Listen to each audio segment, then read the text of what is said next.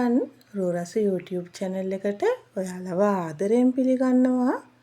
මම අද ඔයාලට කියලා දෙන්න හිතුවේ බන් පරාට හදාගන්න විදිහ.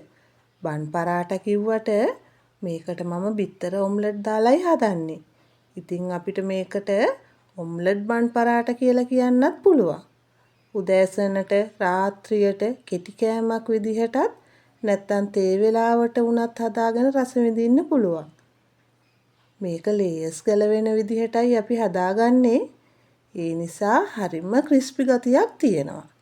ඉතින් ඔයාලට මගේ වීඩියෝ එක අවසාන වෙනකම් බලන්න කියලා ආරාධනා කරනවා. අවශ්‍ය ද්‍රව්‍ය පහළ ඩිස්ක්‍රිප්ෂන් එකේ සඳහන් කරලා තියෙනවා. ඉතින් අපි හදලා බලමු නේද? අද මම මෙතන පාන් පිටි ග්‍රෑම් 500ක් අරගෙන තියෙනවා. සීනි තේ හැඳි 2කුයි බේකින් සෝඩා තේ හැඳි භාගයකුයි ලුණු තේ හැඳි 1කුයි අරගෙන තියෙනවා. කිරි කෝප්ප එකකුත් අරගෙන තියෙනවා. මම මෙතන ෆ්‍රෙෂ් මිල්ක් අරගෙන තියෙන්නේ. කිරි ප්‍රමාණය අඩු වැඩි වෙන්න පුළුවන්. මුලින්ම පාන් පිටි වලට ලුණු කුඩු දා ගන්නවා.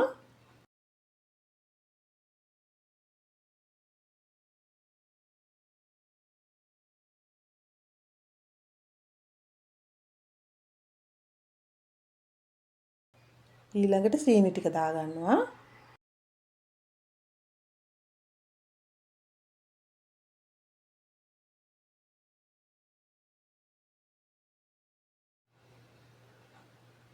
දැන් බේකින් සෝඩා දා ගන්නවා.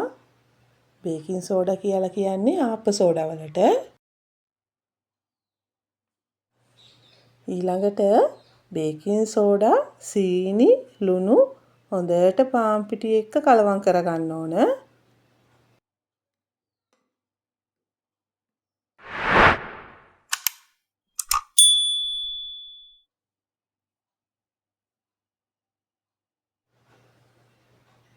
දැන් කිරි ටික ටික දාලා කලවම් කරගන්නවා. මට මේකට කිරි කෝප්ප 1මාරක් ගියා. ඔයාලා ගන්න පාන් පිටියක අනුව ගන්න කිරි ප්‍රමාණය අඩු වැඩි වෙන්න පුළුවන්.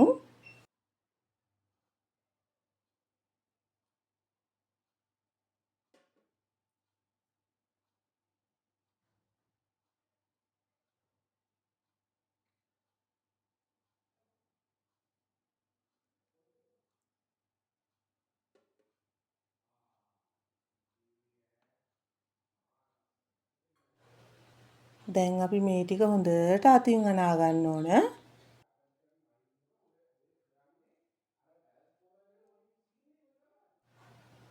මේ විදිහට අනා ගන්න ගමන් ඔයාලට දැනෙනවා නම් මුලින් දාපු කිරි ප්‍රමාණය මදි කියලා තව කිරි ටිකක් දාගෙන අනා ගන්න.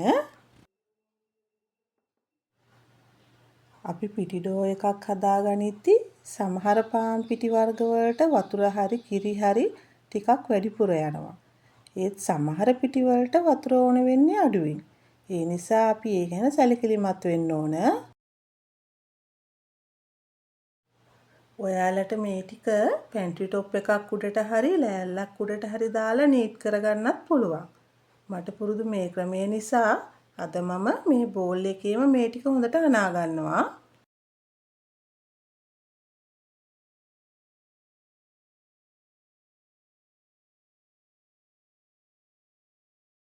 ගොඩක් අය මේ ඩෝ එක හදාගනිද්දි අත් දෙකම පාවිච්චි කරලා මේක හොඳට නීට් කරගන්නවා. ඔයාලා කැමති ක්‍රමයකට විනාඩි 5ක් විතර මේක හොඳට අනා ගන්න ඕන.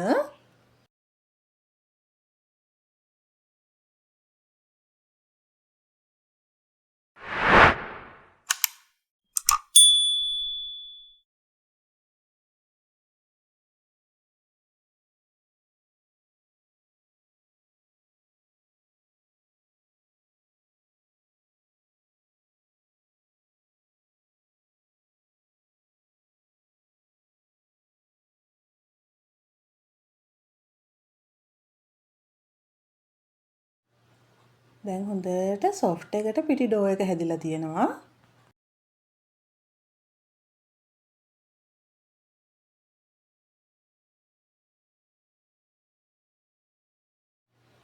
ඊළඟට තෙල් මේස හැඳි 4ක් දාගන්න ඕන.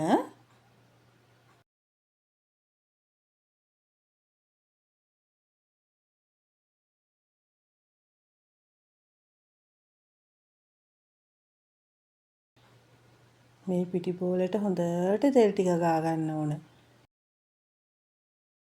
දැන් මේක වහලා විනාඩි 20ක් විතර පැත්තකින් අරන් තියන්න.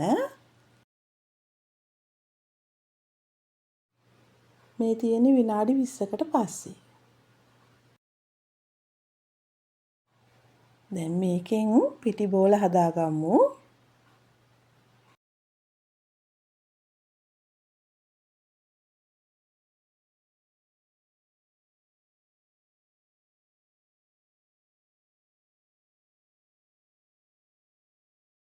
මේ බලන්න මෙන්න මේ විදිහට පිටි බෝල හදා ගන්න ඕන. මම දැන් ඔක්කොම පිටි බෝල ටික හදාගත්තා. මේ ටික වහලා විනාඩි 10ක් තියාගමු.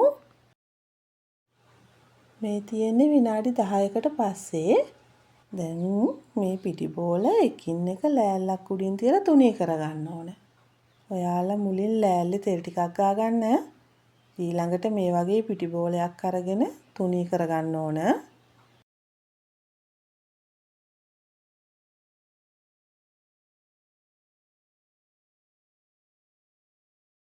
මේ විදිහට දිගාතට තමයි තුනී කරගන්න ඕන.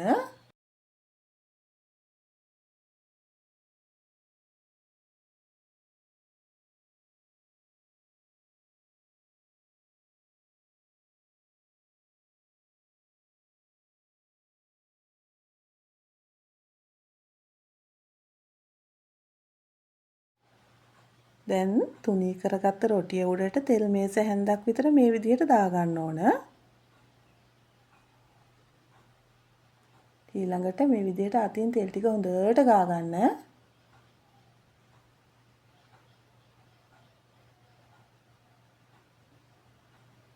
දැන් හොඳට බලා ගන්නකො නවා ගන්න විදිහ.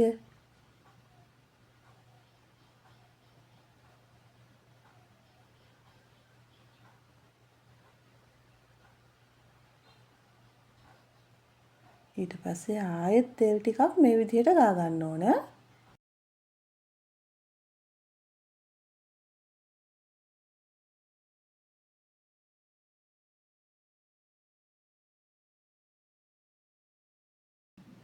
මේ බලන්න. දැන් මේ විදිහට උඩ ඉඳලා රෝල් කරගෙන එන්න ඕන.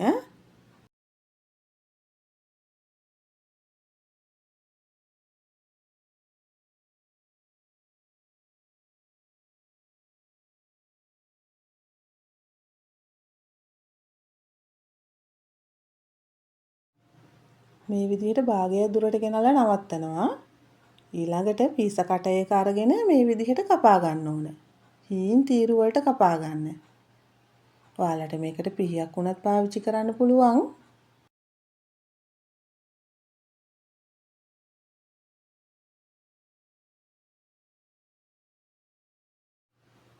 දැන් ආයෙමත් රෝල් කරගන්න.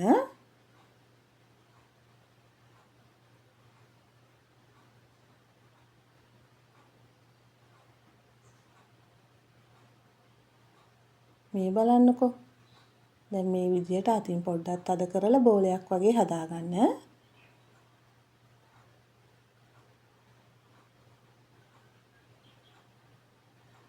මම ඔයාලට තව එකක් හදාගන්න විදිහ පෙන්නන්නම්.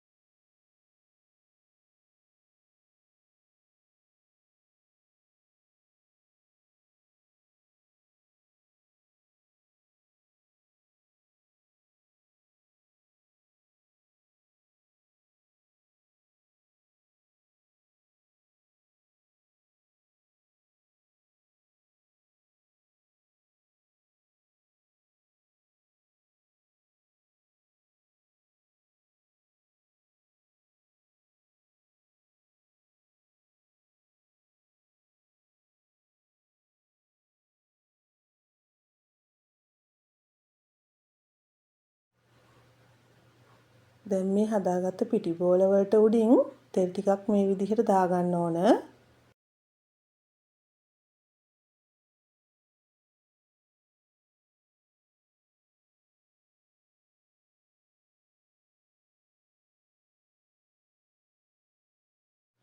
දැන් මේ ටික විනාඩි 15ක් වහලා තියාගන්න. දැන් මේ තියෙන විනාඩි 15කට පස්සේ ලෑල්ල උඩින් මේ විදිහට පිටි බෝලයක් තියලා අතින් මේ විදිහට තද කරගන්නවා. ගොඩාක් තුනී කරගන්න එපා.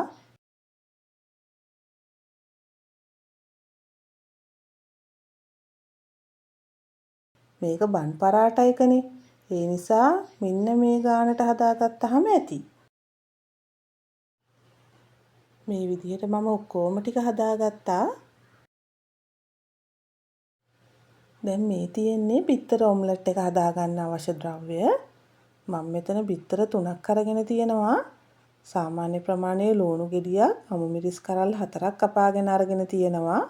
ලුණු කුඩු තේ හැඳි භාගයක්, ගම්මිරිස් කුඩු තේ හැඳි එකක් අරගෙන තියෙනවා. මුලින්ම ලුණු දාගන්නවා. ඊළඟට ගම්මිරිස් කුඩු. දැන් මේක ගැරුප්පුවකින් හොඳට කලවම් කරගන්න ඕන. ඊළඟට කපාගත්ත ලුණු ටික එකතු කරගන්නවා.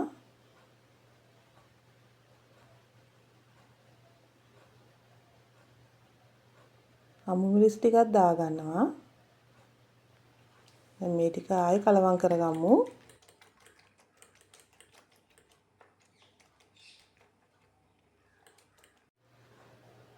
දැන් භාජනයක් ලිපේ තියලා තෙල් ටිකක් දාගන්නවා. ඊළඟට හදාගත්ත බිත්තර මිශ්‍රණය කොටසක් මේ විදිහට දාගන්නවා. දැන් දෙපැත්ත හරවලා ඔම්ලට් එක හදාගන්න තියෙන්නේ. මේ විදිහට ඔයාලා ඔක්කොම ටික හදාගන්න. දැන් අපි පරාට ටික හදාගමු. වාජනයක් ලිපේ තියලා ඒකට තෙල් ටිකක් දාගන්නවා.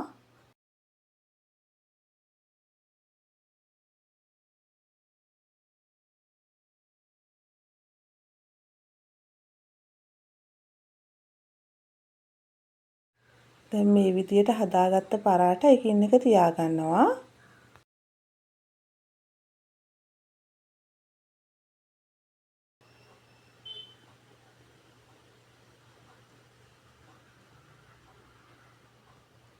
ඊළඟට පියනකින් වහගන්න ඕන. දැන් මේක විනාඩි 2-3ක් විතර තියාගන්න ඕන. ඊළඟට පියන ඇරලා දැන් මේ ටික අනිත් පැත්ත හරව ගන්න ඕන.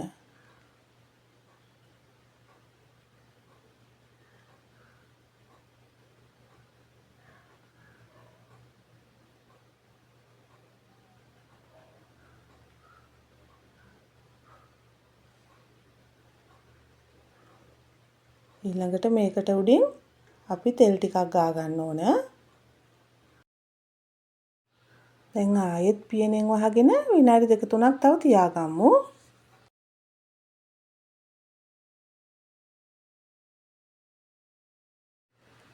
දැන් ආයෙම මේක අනිත් පැත්ත හරව ගන්නවා.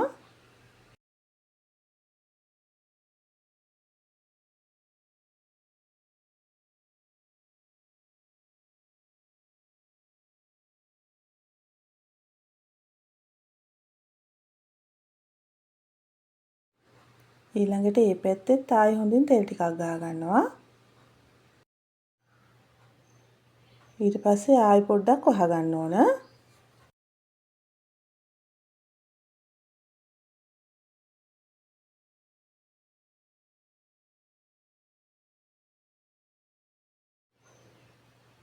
දැන් ආයෙම පොඩ්ඩක් මම අනිත් පැත්ත හරව ගන්නවා.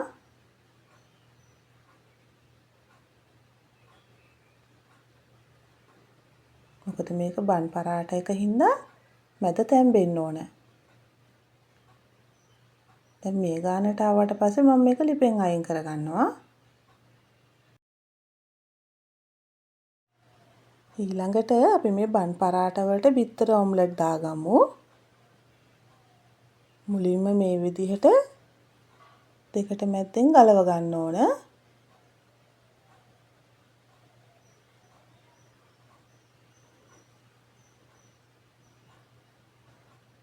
ඊළඟට සෝස් ටිකක් අරගෙන මේ විදිහට පරාට එකේ ගා ගන්න.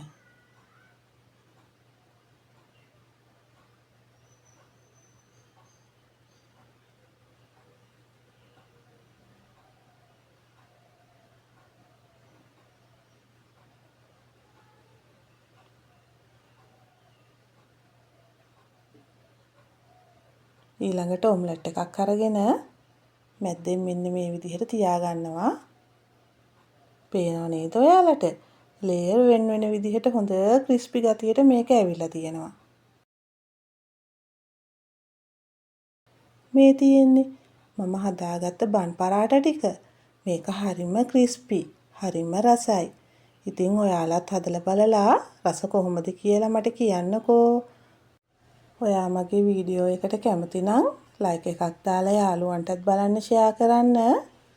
මගේ වීඩියෝ එක බලපු ඔයාලට ගොඩාක් ස්තුතියි. තවත් මේ වගේ වීඩියෝ එකකින් අපි නැවත හමු වෙමු.